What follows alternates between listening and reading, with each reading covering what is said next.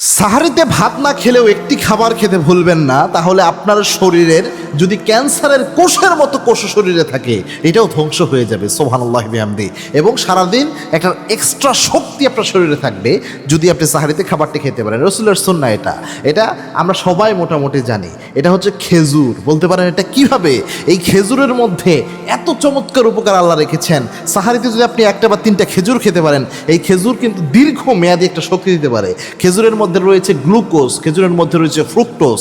এই জিনিসগুলো আপনার শরীরকে ধীরে ধীরে শরীরে শক্তি সরবরাহ করে এবং ক্লান্তি, মাথা ঘোরা এটা থেকে আপনার শরীরকে প্রোটেক্ট করে। কেননা খেজুরের মধ্যে যে আয়রন রয়েছে, ম্যাগনেসিয়াম আছে, তা আপনার শরীরে রক্ত স্বল্পলতাকে এটাকে কমিয়ে নিয়ে এসে দুর্বলতা ভাবকে কাটিয়ে দেয়। 3 নাম্বার, পানি শূন্যতার রোধ করার জন্য খেজুর উপকারী ভূমিকা পালন করে। অর্থাৎ আপনার পানি শূন্যতা পূরণ করে দেবে খেজুর। কেননা এই খেজুরের মধ্যে ইলেকট্রোলাইট দিয়ে আল্লাহ রাব্বুল আলামিন ভরপুর করেছেন এবং এটার মধ্যে একটা ভারসাম্য করে দিয়েছেন, ভারসাম্য ব্যালেন্স করে দিয়েছেন ইলেকট্রোলাইট দিয়ে এই খেজুরের মাধ্যমে, যা আপনার শরীরে পানি শূন্যতা কমায়, হজম প্রক্রিয়াকে শক্তিশালী করে। আর মেডিকেল সায়েন্স বলেছে এই খেজুর মানুষের শরীরে ক্যান্সারের সেল এটাকে মানে ধ্বংস করার জন্য, ক্যান্সারের সেল ধ্বংস করার জন্য যে শক্তি দরকার, যে সেলগুলো, কোষগুলো দরকার, এগুলো ডেভেলপ করে আপনার শরীরের মধ্যে খেজুর কেউ খেলে।